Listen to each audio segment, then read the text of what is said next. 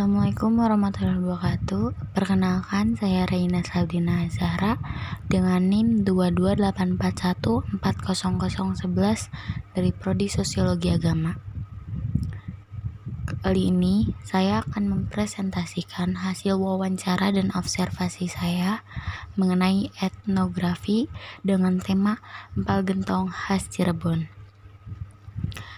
Pertama-tama, informasi mengenai narasumber dan usahanya. Nama narasumber, Neneng, asalnya dari Tanah Tani, Cirebon. Lokasi usaha, Jalan Perjuangan, Karya Mulya, Kecamatan Kesambi, Kota Cirebon, Jawa Barat, tepatnya di samping pom bensin Jalan Perjuangan. Yang pertama, pengertian etnografi.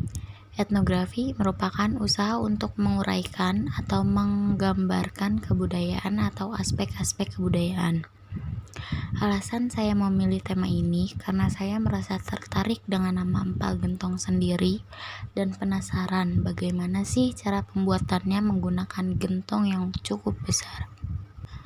Metode observasi yang saya lakukan yaitu dengan cara mengamati Ibu Neneng yang sedang membuat pesanan untuk pembeli yang lain.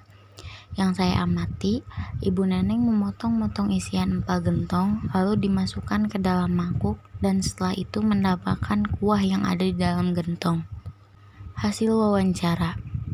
Pertanyaan pertama, bagaimana sejarah empal gentong sendiri? Menurut narasumber, Cirebon dahulu tempat persilangan berbagai bangsa sekaligus tempat penyebaran berbagai agama. Dahulu, empal menggunakan daging kerbau dan bukan daging sapi. Karena dulu pasar belum ada dan bumbu masakan tidak selengkap sekarang, jadi orang-orang membuat empal gentong yang bumbunya bisa masuk apa saja. 2. Apa alasan ibu untuk memilih berjualan empal gentong dibandingkan makanan lain?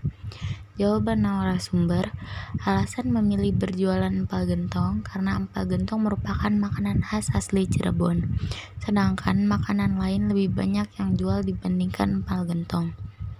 3. Sudah berapa lama mendirikan usaha empal gentong dan sebelum membuka usaha ini, apakah pernah membuka usaha lain?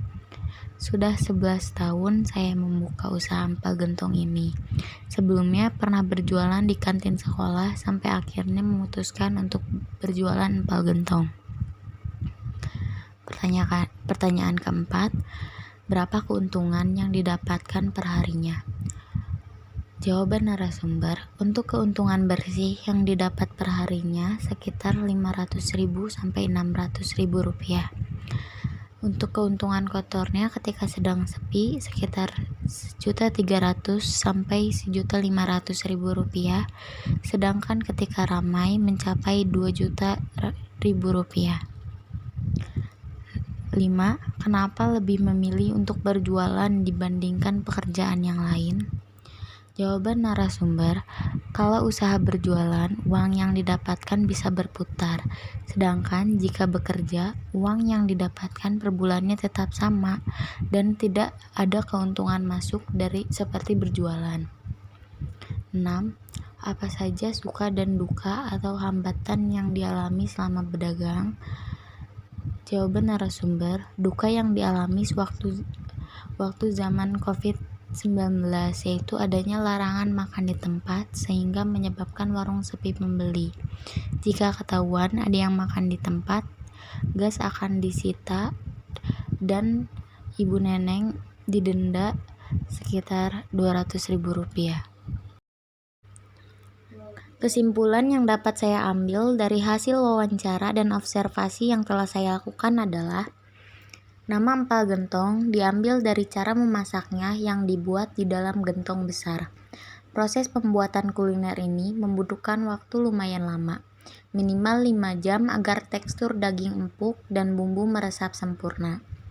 Empal gentong Cirebon ini merupakan perpaduan budaya Jawa, Arab, India, dan Cina yang beralkulturasi dengan baik. Dilihat dari ciri makanannya, empal gentong memiliki kuah seperti gulai yang merupakan makanan dengan pengaruh Arab dan India. Sedangkan bumbu-bumbunya berasal dari budaya Cina dan lokal. Di zaman modern seperti sekarang ini, para penjual empal gentong ada yang masih menggunakan gentong tradisional, ada juga yang sudah beralih ke alat masak modern seperti kuali dan sebagainya. Sekian materi yang dapat saya sampaikan, semoga dapat bermanfaat bagi kita semua. Wabillahi taufiq wal hidayah. Wassalamualaikum warahmatullahi wabarakatuh.